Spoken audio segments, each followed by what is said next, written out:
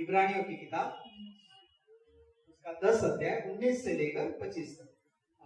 इब्रानियों की किताब में लिखा है कि परमेश्वर के समीप आने के लिए परमेश्वर हमें एक प्रकार की एनकरेजमेंट, प्रोत्साहन, हमें प्रकार की वो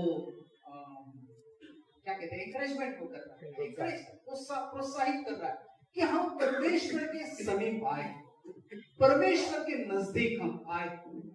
हमारे मन का डर, हमारे मन के जो अलग अलग प्रकार की सोच है, हम बाजू में रखकर परमेश्वर के समीप हम आए। अभी याद रखना कि जैसा मैंने पिछले बार शायद बोला था कि गिनती का जो किताब है, अगर आप पढ़ोगे, गिनती है, फिर उसके बाद जो मूसा ने लिखे हुए जो 5 ग्रंथ है, उसमें काफी जो नियम शास्त्र के बारे में दिया गया है, काफी नियमों के बारे में बताया गया है। और ये सारे नियम इसलिए दिए गए थे ताकि हमको ये पता चले कि जिस यहोवा परमेश्वर की हम आराधना करते हैं वो कितना पवित्र है, वो पवित्र है। और इसलिए वो चाहता है कि हम भी पवित्र बन जाए। और इसलिए काफी नियम इजराइल लोगों को परमेश्वर ने दिए थे कि आप ऐसे ही मत आओ परमेश्वर के समय, ऐसे ही मत आओ, है ना। किसी मृत शरीर को अगर किसी ने स्पर्श किया है तो वो अशुद्ध हो जाएगा, उसने स्नान करना है, दिन भर अशुद्ध रहना है, और फिर शाम को स्नान करके वो शुद्ध ठहराया जाएगा। फिर और खाने पीने की चीजों के बारे में बताया गया है, फिर किसको स्पर्श करना है, अशुद्ध चीज को या शुद्ध चीज को, वो कौन से उसके बारे में बताया गया है। काफी नियम हम पढ़ते हैं, इन सारे नियम शास्त्र में काफी नियम बताए गए। और उसका कारण ये था, पहला कारण ये प्रमुख, कि हम ये जाने कि हम जिस परमेश्वर यहोवा की आराधना करते हैं वो कितना पवित्र है। हालेलुया। और इसलिए दूसरी बात, जैसा पतरस की किताब में भी बताया गया है कि वचन कहता है कि परमेश्वर कहता है मैं पवित्र हूं, इसलिए आप भी पवित्र बनो। तो नए नियम में हम देखते हैं कि परमेश्वर पिता, उसने हमें पवित्र बनाने के लिए खुद ने योजना की, क्योंकि मनुष्य खुद के अच्छे कामों की वजह से, पर मनुष्य अपने अच्छे कर्मों की वजह से खुद को पवित्र नहीं बना सकता। और परमेश्वर ने देखा कि मनुष्य असहाय है, निर्बल है, वो अपनी ताकत से, अपने सामर्थ्य से पवित्र नहीं बन सकता। इसलिए परमेश्वर ने उसके लिए, मनुष्य के लिए अपना एकलौता एक पुत्र को, प्रभु यीशु मसीह को इस संसार में, इस दुनिया में भेजा, ताकि उसके ऊपर विश्वास करने से हमारे सारे पापों की क्षमा हो जाए, हमें माफी मिल जाए और हमारा उद्धार हो जाए। और इसलिए परमेश्वर ने अपने एकलौते पुत्र को इस संसार में भेजा, और वो जो गैप था मनुष्य के बीच में और परमेश्वर के बीच में, वो मिट जाए उसके द्वारा।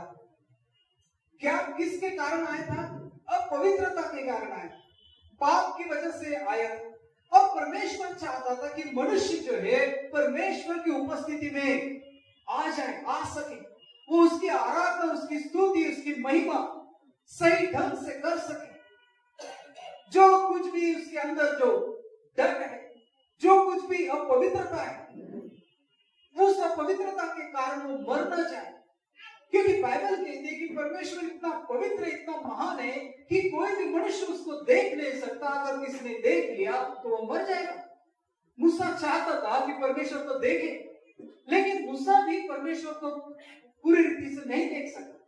सिर्फ उसकी पीठ को उसने जाते समय उसने देखा, उसकी महिमा को देखा, लेकिन परमेश्वर के चेहरे को वो नहीं देख पाया, क्योंकि पवित्र हमारा परमेश्वर है। और इसके प्रियो याद रखना, जिस परमेश्वर के हम आराधना करते हैं वो ऐसा ही नहीं है, वो पवित्र परमेश्वर है। और इसलिए ये समझने के लिए इजराइल लोगों को ये परमेश्वर कौन है, कैसा, ये समझने के लिए परमेश्वर ने सारे नियमों को उनको दिया ताकि वो जान सके वो पवित्र है।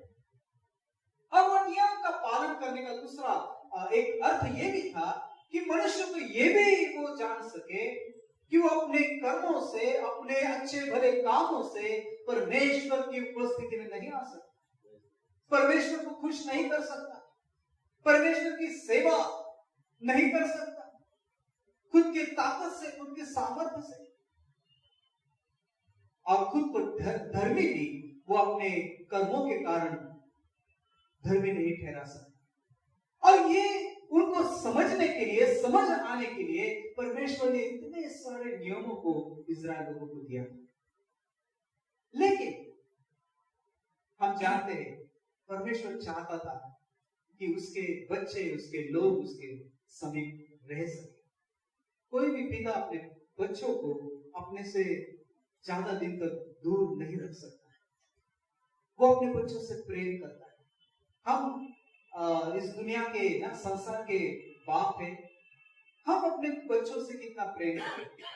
उसको, उनको अगर कुछ हो जाए तो हम देख नहीं पाते, हम डर जाते हैं, है ना? उनके भविष्य के बारे में हम चिंता करते हैं, उनसे प्रेम करते हैं, उनको लगने वाली चीजों को हम देने की कोशिश करते हैं जितना भी हमें बन सकता है। तो हम अगर अपने बच्चों से इतना प्रेम करते हैं तो वो स्वर्गीय पिता अपने बच्चों से कितना प्रेम करता है। हालेलुया। और वो हमेशा चाहता था कि उसने जो बनाए हुए जो इंसान है, जो उसके बच्चे हैं, वो हमेशा उसके साथ रहे, उसकी उपस्थिति में रहे। और यही बात हम देखते हैं कि वो एदन की वाटिका में परमेश्वर हर शाम को अपने बच्चों से, आदम और हव्वा को मिलने के लिए, उनसे बातें करने के लिए वो आता था। वो क्या था? क्या स्वर्ग में कोई नहीं था उससे बातें करने के लिए? स्वर्गदूत थे, उसमें कोई कमी नहीं थी स्वर्ग में। लेकिन परमेश्वर ने बनाए हुए इंसान, जो परमेश्वर के बेटे और बेटियां हैं, परमेश्वर उनसे इतना प्रेम करता है कि उनसे दूर रहना नहीं चाहता।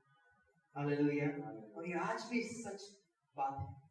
और इसलिए उसने अपने इकलौते एक पुत्र को भेजा, उसके द्वारा हमारे अंदर, हमारे बीच में, परमेश्वर में और हमारे बीच में जो अंतर था, वो अंतर को उसने मिटा डाला। हालेलुया। परमेश्वर के समीप हमें लाया, उसके ऊपर विश्वास करने से हमें उद्धार दिया। हमारे पापों की उसने क्षमा की। और वचन कहता है, इसलिए इस जगह पर हम देखते हैं परमेश्वर चाहता है कि हम उसके समीप आए। Hallelujah, praise the Lord, hallelujah. फिर भी लोग परमेश्वर से दूर भागते हैं। हम जानते हैं कि जब बच्चे बड़े होते हैं उनको माँ बाप के साथ चलने में भी शर्म आती है, बराबर है ना? उनके साथ चलने में भी शर्म, वो हमसे आगे जाएंगे तो हमसे पीछे रहेंगे, बूढ़े हो गए तो फिर अरे बाप रे बहुत ज्यादा शर्म आई। तो याद रखना ये प्रॉब्लम है। लेकिन माँ बाप हमसे हमेशा अपने बच्चों से प्रेम करते हैं। परमेश्वर हमेशा अपने बच्चों से प्रेम करते हैं, चाहे आप चर्च में आए न आए, है ना? आपको वचन पढ़ने की इच्छा हो न हो, प्रार्थना करने की इच्छा हो न हो, फिर भी आपसे प्रेम करता है। और वो चाहता है कि हमेशा आप उसके समीप रहे, वो हमेशा आपके समीप आए, आपके साथ वो रिश्ता बनाए। और इसलिए यहाँ पर लिखा गया है, 19 पद हम देखते हैं, इसलिए भाइयों जब हमने यीशु के लहू के द्वारा उस नए और जीवित मार्ग से पवित्र स्थान में प्रवेश करने का हियाव हो गया। पहले जमाने में वैसा नहीं था, लोग जाने के लिए डरते थे अंदर। मुख्य याजक जो होता था वही सिर्फ साल में एक बार पिता परमेश्वर का जो उपस्थिति है परम पवित्र स्थान में, साल में से केवल एक बार वो जा सकता था, हमेशा उसको जाने की अनुमति नहीं। अगर वो गया हो बिगर कोई विधि के और बिगर अपवित्रता से वो अगर अंदर जाता हो तो वो मर जाता। और इसलिए लोग चाहते थे कि परमेश्वर के समीप आए, लेकिन आ नहीं सकते। आज खुला है ना? परमेश्वर ने मौका दिया है तो लोग दूर भागे। मराठी में ऐसा कहावत है, आमचं मन तुमच्या पाशी, तुमचं मन तेरे पाशी। ऐसा ही है। परमेश्वर का हृदय अपने बच्चों की तरफ है, लेकिन परमेश्वर के बच्चे, उनका हृदय, उनका मन दुनियादारी में लगा हुआ है। और ये आज की स्थिति, ये आज की समस्या है। लोगों का ध्यान कहां पर है? आज परमेश्वर के और नहीं, लेकिन परमेश्वर ने बनाए हुए चीजों की ओर उनका ध्यान, देने वाले के और उसका ध्यान नहीं है मनुष्य का, लेकिन जो चीजें है जो नाश होने वाली है उसके ऊपर वो ध्यान लगा है। और ये काफी दुख की बात है। प्रभु चाहता है कि हमारा सारा ध्यान उसकी ओर रहे। वचन कहता है कि इसलिए भाइयों, जब हमें यीशु के लहू के द्वारा उस नए और जीवित मार्ग से पवित्र स्थान में प्रवेश करने का हिया हो गया। देखिए, हम अभी डायरेक्टली पिता परमेश्वर के उपस्थिति में यीशु मसीह के द्वारा जा सकते हैं, उससे अब्बा पिता करके उसको पुकार सकते, उससे प्रार्थना कर सकते। उस समय मूसा था, मूसा ये नहीं कर सकता था। दाऊद था, वो भी इस प्रकार से नहीं कर सकता था। काफी बड़े बड़े लोग थे, उनको भी वो अनुमति नहीं थी कि डायरेक्टली पिता परमेश्वर की उपस्थिति में परम पवित्र स्थान में वो जा सके। लेकिन आज हम लोग नए नियम के जो लोग हैं, जिनके ऊपर परमेश्वर ने करुणा की, दया की, अनुग्रह किया, और जो हम लोग न तो परमेश्वर को जानते थे, पहचानते थे, उनसे काफी दूर थे, परमेश्वर ने हमें चुन लिया, बुलाया, ताकि उसकी उपस्थिति में हम आ सके, उसको अब्बा और पिता करके पुकार सके। हालेलुया। कभी कभी लोगों को ऐसा लगता है, अरे मैं कौन हूं, न तो मुझे माँ है न बाप है, मैं लावारिस हूं ना। कभी कभी लोग ऐसा सोचते, अनाथ हूं। याद रखो, हमारा एक पिता है स्वर्ग, वो हमेशा हमारा पिता, ये मत भूलना। हालेलुया। मेरा बाप वो हमें इतना प्रेम करता है जिसकी कोई हम उसका हिसाब नहीं लगा सकते, उतना हमसे वो प्रेम करता है। इस दुनिया में आने वाले हर एक व्यक्ति को इस दुनिया को छोड़कर जाना पड़ेगा। हमारे प्रिय लोग को एक ना एक दिन जाना पड़ेगा, हमारे माता हो या पिता हो, लेकिन हमारा स्वर्गीय पिता अंतकाल से वहां पर होता है। Praise the Lord. वो हमसे प्रेम करता है, और इसलिए उसकी उपस्थिति में आने का हिया बाइबल कहती है हमें मिला है। धैर्य से, बिना डरे हम उसकी उपस्थिति में आज आ सकते हैं। हालेलुया। Praise the Lord. इस पर जो उसने पर्दे के अर्थात अपने शरीर में से होकर हमारे लिए अभिषेक किया है। प्रभु यीशु मसीह ने खुद के देह के अंदर से वो मार्ग को खोला ताकि हम पिता परमेश्वर के पास जा सके। याद रखना, पिता परमेश्वर के पास जाने के लिए काफी बड़ी कीमत प्रभु यीशु मसीह को चुकानी पड़ी। ऐसे ही नहीं हम आए हो प्रभु के पास। उस जमाने में काफी बातें किया करते थे उस परम पवित्र स्थान में, है ना। पवित्र स्थान था, परम पवित्र स्थान था, जो पार्थिव तंबू जो है, या फिर उसको टैबरनेकल कहा जाता है हिंदी में, उसको वाचा का संदूक कहा जाता है ना। और उसमें काफी चीजें थी। 3 भाग में ये वाचा का संदूक था, या परमेश्वर का पुराना मंदिर था। और वो 3 भाग में कौन से भाग है आप जानते हो, मैंने सिखाया था। पहला आंगन था, दूसरा पवित्र स्थान, और परम पवित्र स्थान। ऐसे 3 स्थानों में मंदिर वहां पर बनाया गया है। बाहर का आंगन, पवित्र स्थान और परम पवित्र स्थान, सबसे अंदर वो होता है। और इन तीनों जो ये मंदिर का जो स्ट्रक्चर था, उसमें बाहर के आंगन में क्या था, तो हम देखते हैं कि 9 अध्याय इब्रानियों की किताब, और उसमें लिखा गया है कि कौन सी बातें वहां पर थी। देखिए, उस पहली वाचा में भी सेवा के नियम थे। देखिए, वहां पर भी सेवा के नियम थे। क्या था? और ऐसा पवित्र स्थान था जो इस जगत का था, इस जगत का पवित्र स्थान था, क्योंकि एक तंबू बनाया गया। पहले तंबू में दीवट था। पहले तंबू में क्या था? दीवट। दीवट का मतलब दीपवृक्ष, लैंप स्टैंड है। ठीक है, अभी ये मैं एक बार मेरे ख्याल से एलसीडी प्रोजेक्टर के ऊपर भी सिखाया था, दिखाकर ना, कि लैंप स्टैंड किस प्रकार का है और दीपक किस प्रकार का है ना। तो वहां पर क्या था? दीवट था, लैंप स्टैंड था, है ना। हिंदी में उसको क्या कहेंगे? दीवट। और मेज थी। मेज क्या था? मेज के ऊपर मेज, कौन सा मेज था? मेज का मतलब ऐसा बड़ा मेज, ये है बड़ा है, लेकिन इससे भी शायद बड़ा होगा। और उसके ऊपर क्या होता था? राइट, है ना। जो परमेश्वर को समर्पित की हुई जो रोटी थी, वहां पर वो रखी हुई थी, बराबर। और क्या था? मेज और भेंट की रोटियां थी, जैसा बताया गया, भेंट की रोटियां थी। और वो पवित्र स्थान कहलाता था। वो जो स्थान था, पवित्र स्थान कहलाता था। दूसरा, पर्दे के पीछे वह तंबू था जो परम पवित्र स्थान कहलाता है।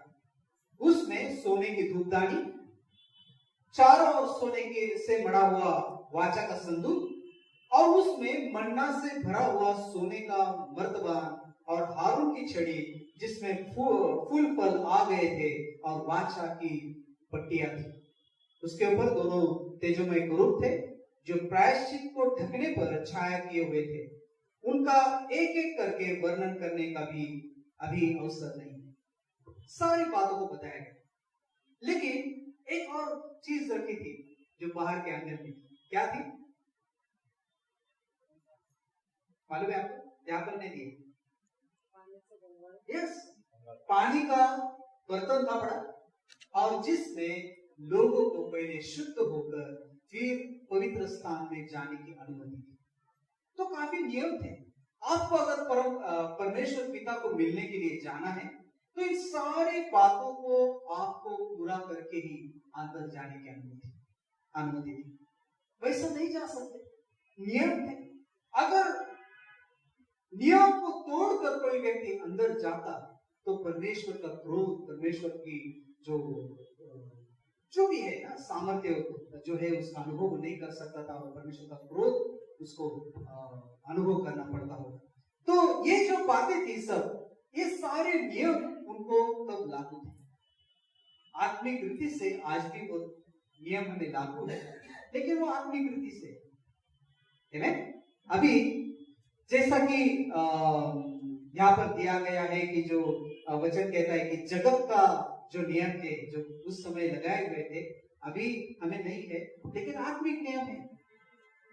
Praise the Lord, hallelujah. समझ में आ रहा है मैं जो कह रहा हूं? ओके, जो उसने पर्दे अर्थात अपने शरीर में से होकर हमारे लिए अभिषेक किया, तो उन सारे नियमों को पार करते हुए ही वो परम पवित्र स्थान के अंदर याजक, मुख्य याजक जा सकता है। अभी याद रखना, इसका अर्थ ये होता है उनको काफी प्रयास करना पड़ता था, उन सारी विधियों को पूरा करना पड़ता था, कीमत चुकानी पड़ती थी, बलिदान देना पड़ता था, कीमत चुकानी पड़ती थी। बलिदान इसका अर्थ है कीमत चुकाना, एक प्रकार से त्याग करना। बिगर त्याग के द्वारा कुछ नहीं मिलता ना, फुकट तो कुछ नहीं मिलता। उद्धार भी हमारा फुकट नहीं। हाँ, यह है कि हमने कीमत नहीं चुकाई, लेकिन पिता परमेश्वर को इतनी बड़ी कीमत चुकानी पड़ी कि अपना एकलौता एक पुत्र को उसको इस दुनिया में भेजना पड़ा। हालेलुया। और यीशु मसीह को अपना खुद का जीवन देना पड़ा, इतनी बड़ी कीमत। और इसलिए बाइबल कहता है कि परमेश्वर ने जगत से ऐसा प्रेम किया उस वचन को जब हम पढ़ते हैं तो उस वचन को सोच समझ कर पढ़ते। कभी कभी नॉर्मली हम पढ़ते क्योंकि परमेश्वर ने जगत से ऐसा प्रेम किया कि उसने अपना इकलौता पुत्र दिया, एकदम इजीली पढ़ते। लेकिन उस पढ़ते समय भी हम ये सोचे कि उसमें बहुत बड़ा त्याग है, बहुत बड़ी कुर्बानी है, बहुत बड़ा उसने कीमत चुकाई है, जिसका कोई तुलना नहीं हो सकता। दुनिया की सारी मूल्यवान चीजें भी एक जगह रख दी तो उसका वो ये नहीं कर सकते, उसकी तुलना नहीं कर सकते। इतनी बड़ी कीमत परमेश्वर ने चुकाई। इसलिए ये बात याद रखना कि हमारा उद्धार फुकट नहीं हुआ, हमने नहीं चुकाई, लेकिन किसी और ने कीमत चुकाई, प्रभु ने कीमत चुकाई। Praise the Lord, hallelujah, praise the Lord. समझ में आया? और इसलिए याद रखना कि वचन कहता है उसने पर्दे के अर्थात अपने शरीर में से होकर हमारे लिए अभिषेक किया, अपना खुद का जीवन प्रभु यीशु मसीह ने हमारे लिए दिया, ताकि पिता परमेश्वर की उपस्थिति में आ सके। हालेलुया। इसलिए याद रखना कि चर्च में आना, जैसा कि रॉकी ने भी गवाही दिया, रॉकी ने भी दिया, इतने दिन के बाद हमें आने का यहाँ पर मौका मिला और मेरे ख्याल से काफी आनंदित होता है। और जब हम काफी दिन तक दूर रहते तब हमें पता चलता वो हमें खींचता है परमेश्वर का प्रेम अपने आप। कह रहे मैं इतने दिन तक प्रभु की उपस्थिति में नहीं जा सकता, परमेश्वर के सानिध्य में नहीं जा सकता। मैं जब पुणे में था मुझे ऐसा लगता था कि कब संडे आएगा, कब हमारे वहां पर उस समय बुधवार के दिन शायद बाइबल स्टडी होती थी। मुझे ऐसा लगता था कब बाइबल स्टडी का दिन आएगा, कब मैं वहां पर जाऊंगा, कब परमेश्वर के मंदिर में जाऊंगा। और सबसे पहले जाकर मैं पूरा वो आंगन को झाड़ू लगाता था, चेयर्स लगाता था, पोछता था, लगाता था। सबसे पहले मैं जाता था 5:30 बजे शायद मैं वहां पर पहुंचता था। 6:30 बजे की चर्च होती थी, मीटिंग होती थी। 5:30 बजे ही मैं जाता, क्योंकि मेरा जॉब में काम को था वहां पर, और 5 बजे छुट्टी मिलने की। 5 बजे छुट्टी मिलने के बाद एक्चुअली काम ज्यादा होने की वजह से 2 घंटा ओवर टाइम हमें कंपल्सरी होता था। लेकिन और उस समय याद रखना मुझे पेमेंट काफी कम था, मेरे ख्याल से 350 या 400 रुपये महीना मुझे पेमेंट था। और ओवर टाइम की जरूरत होती थी क्योंकि पैसा थोड़ा ज्यादा मिलेगा। लेकिन मैं ओवर टाइम डुबा कर मैं बोलता था नहीं, मुझे चर्च में जाना, पैसा नहीं मिलेगा ओवर टाइम का चलेगा, लेकिन मैं चर्च में जाऊंगा। और फिर 5 बजे छूटने के बाद चलते चलते मैं जाता था, मेरे ख्याल से उधर जगह था मोरवाड़ी करके उसका नाम था, मुझे थोड़ा याद नहीं। फिर वहां से चलते हुए पिंपरी में जो एक जगह है वहां पर ना मैं जाता था, वहां पर चर्च होता था। तो शायद आधा घंटा लगता था चलते आते हुए। और घर से जब मैं जाता था काम को तो मेरे ख्याल से कम 7 से 8 किलोमीटर तो भी लंबा होता था जॉब में जाने में। और मैं पैदल जाता था 7 से 8 किलोमीटर, पैदल आता था, साइकिल नहीं कुछ नहीं। और इस प्रकार का मेरा रोज का रूटीन होता था। लेकिन फिर भी चर्च में पहले नहीं जाता था। तो इसलिए नहीं बता रहा हूँ कि मैं कोई अच्छा बहुत बड़ा व्यक्ति हूँ, लेकिन परमेश्वर का जो प्रेम है, उसकी उपस्थिति में आने के लिए जो भूख और प्यास है वो अंदर होनी चाहिए।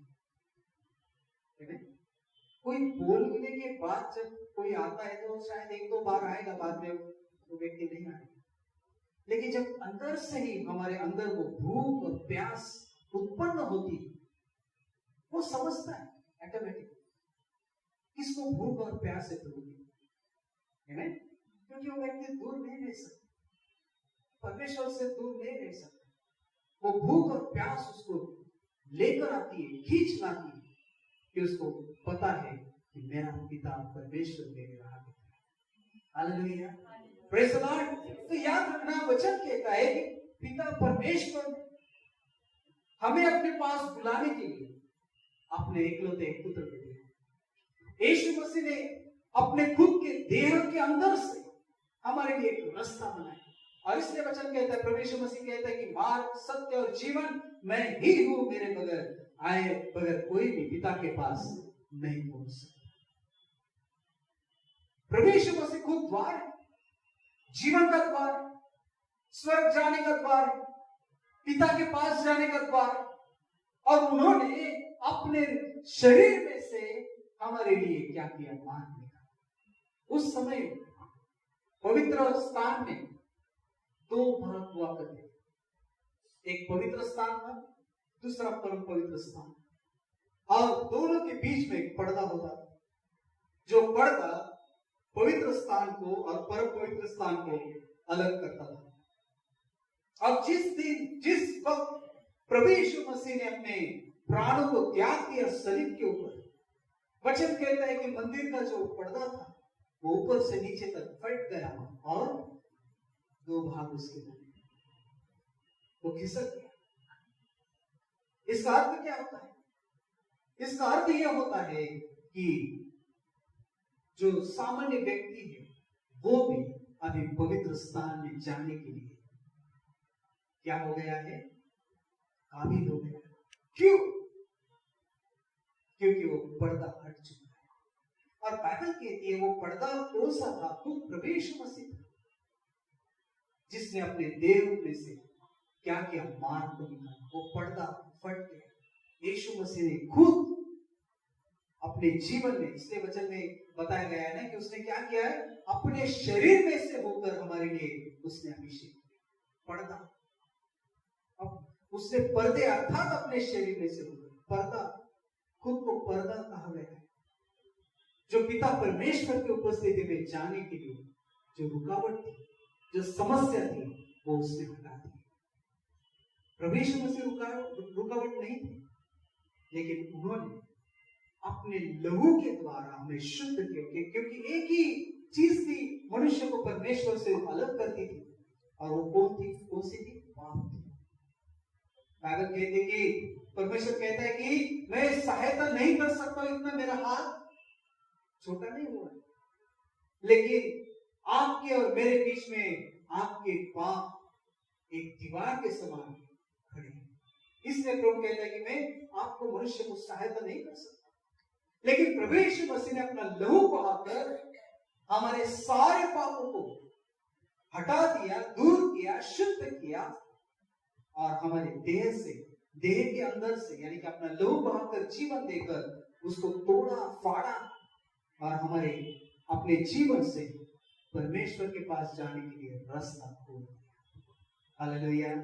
इसलिए हम परमेश्वर की उपस्थिति में जा सकते हैं। आगे लिखा है 21 वचन, और इसलिए कि हमारा ऐसा महान याजक है जो परमेश्वर के घर का अधिकारी है, तो आओ हम सच्चे मन और पूरे विश्वास के और विवेक का दोष दूर करने के लिए हृदय का छिड़काव लेकर और देह को शुद्ध जल से धुलवाकर परमेश्वर के समीप। किस रीति से परमेश्वर के समीप आने के लिए प्रभु का वचन कहता है?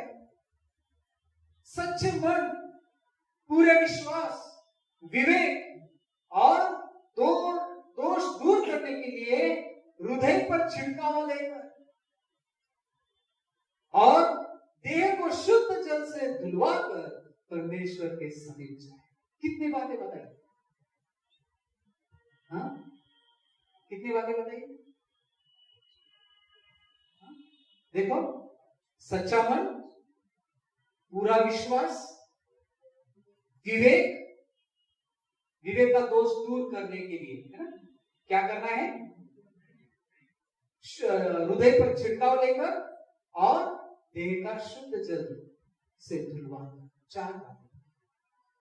हम क्या करें? परमेश्वर के समीप जाए। हालेलुया। तो याद रखना, प्रभु चाहता है कि हम उसके समीप रहें, हम उसके समीप आए। और किस प्रकार से आए? सच्चे मन से प्रभु के समीप आए। सच्चा मन,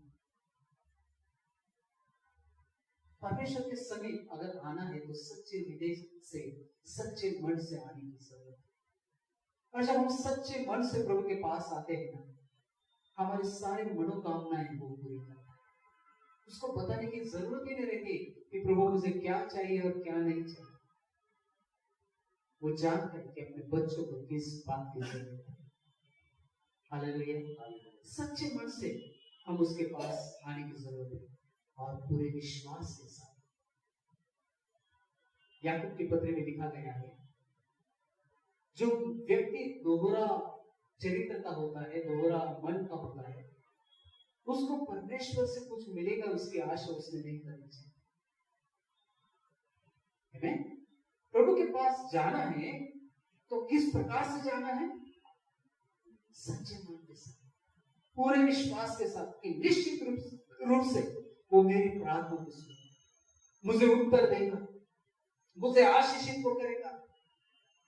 हम जानते हैं कि परमेश्वर के पास जितने भी लोग आए जो चंगाई को प्राप्त करने के लिए मन से आए, विश्वास से आए।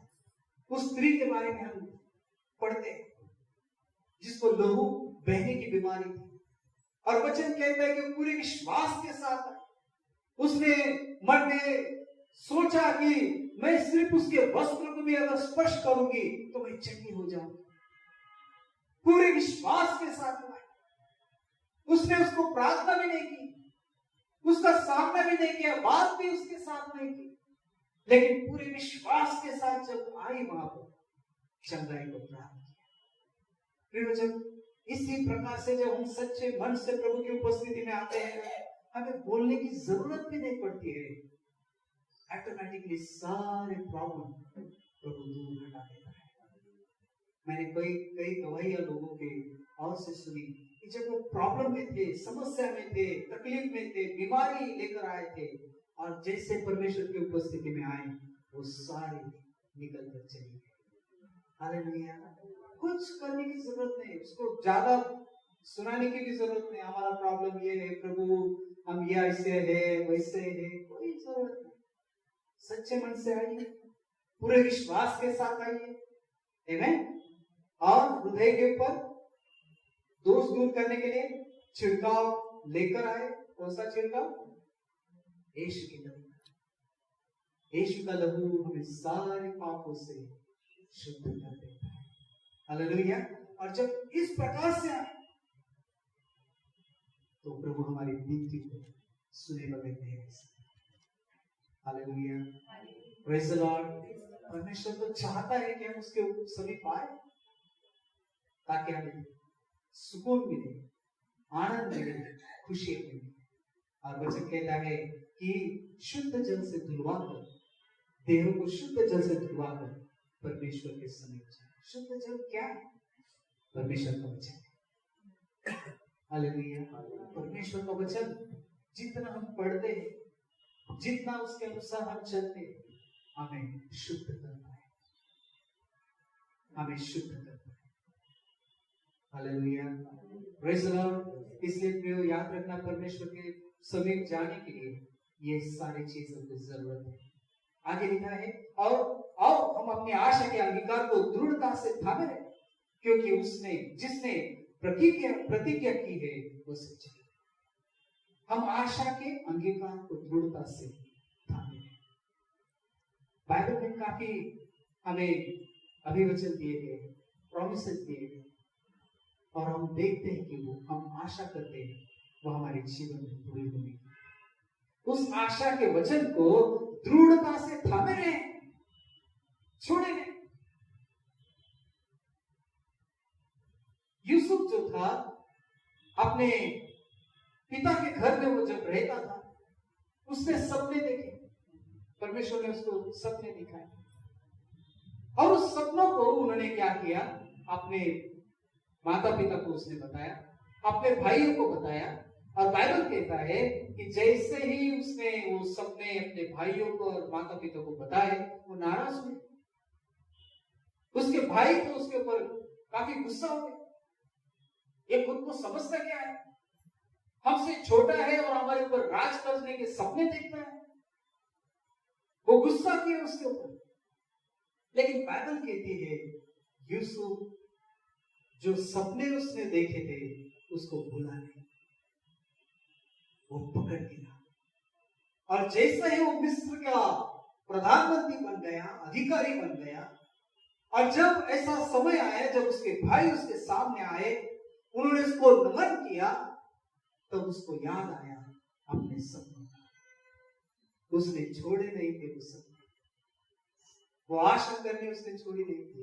उसको पता था कि ये जो अभिवचन उसको मिला है परमेश्वर की ओर से मिला है। हालेलुया। इसलिए प्रिय, परमेश्वर ने अपने वचन में जितने भी प्रॉमिसेस आपको किए वो कभी न भूले, उसको विश्वास के साथ थामे रहे। आमीन। उसको, उस प्रतिज्ञा को भूले नहीं, क्योंकि वो सच्चा है। बाइबल की वो सच्चा है, वो मनुष्य नहीं कि वो झूठ बोले, वो भूल जाए, लेकिन वो सच्चा, वो जीवित परमेश्वर है। और वचन कहता है कि आगे 24, और प्रेम और भले कामों में उकसाने के लिए हम एक दूसरे की चिंता किया करें। जब हम उसके समीप आते हैं, हम एक दूसरे की चिंता नहीं करें। क्या करें? कौन से काम करें? प्रेम और भले काम हम करते रहे। Praise the Lord. परमेश्वर के समीप आना है तो इन क्वालिटीज को भी हमारे जीवन में होने की जरूरत है। एक दूसरे से हमेशा प्रेम करें। हालेलुया। Praise the Lord. और भले काम में उकसाने के लिए हम एक दूसरे की चिंता किया।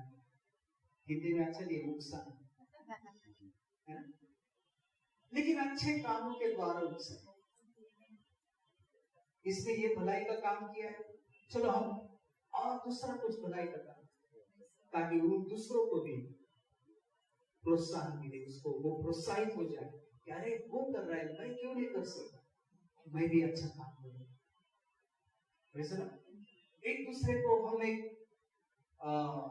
एनकरेजमेंट हमारे जीवन के द्वारा प्रोत्साहित हम करें एक दूसरे को अच्छे कामों के द्वारा। जब दुनिया के लोग काफी अच्छे काम कर रहे हैं, लेकिन परमेश्वर की नजर से, दृष्टि से वो एक गंदे कपड़े के समान, मराठी में चिंदी कहा गया। और हम जब चिंदी को पकड़ते हैं तो इस प्रकार से पकड़ते हैं, उसको छूना नहीं चाहता, प्रेम से नहीं उठाना, बराबर, या फिर पाँव से हटा। एक बात याद रखना, परमेश्वर अगर भले काम चाहता है तो भले काम वो उसके बच्चों के द्वारा करवाना चाहता है, क्योंकि परमेश्वर की दृष्टि से जो भले काम है वो उसके लोगों ने किए हुए भले काम का ही परमेश्वर आदर करता है। और याद रखना, इस प्रभु यीशु मसीह हमारे जीवन में होने के बाद जब हम भले काम करते हैं तो वो भले काम परमेश्वर के सामने एक सुगंध के समान, और यीशु मसीह न रहते हुए जो भले काम होते हैं वो एक गंदे कपड़े के समान। शायद दुनिया के लोगों को बुरा लगे, लेकिन ये बाइबल कहते हैं, बाइबल कहते हैं कि आपके भलाई के काम परमेश्वर के सामने गंदे कपड़े के समान, मैला गंदा कपड़ा उसके समान। हेलो। और इसलिए प्रभु चाहता है कि सत्कर्म, इसलिए बाइबल में ऐसा लिखा है कि प्रभु यीशु मसीह जब इस दुनिया में थे उन्होंने सत्कर्म करके अच्छे काम वो किए उन्होंने, और लोगों को चंगाई देते हुए वो हर जगह पर जाते थे। तो याद रखना, भले कामों के साथ चंगाई देना ये भी हमारा काम है। और जब प्रभु यीशु मसीह हमारे जीवन में है तो हमें हमेशा ये काम करने की जरूरत है, क्योंकि प्रभु आपसे आशा करता है कि आप भले काम करें, क्योंकि दुनिया के भले काम वो उसके और देखता भी नहीं है।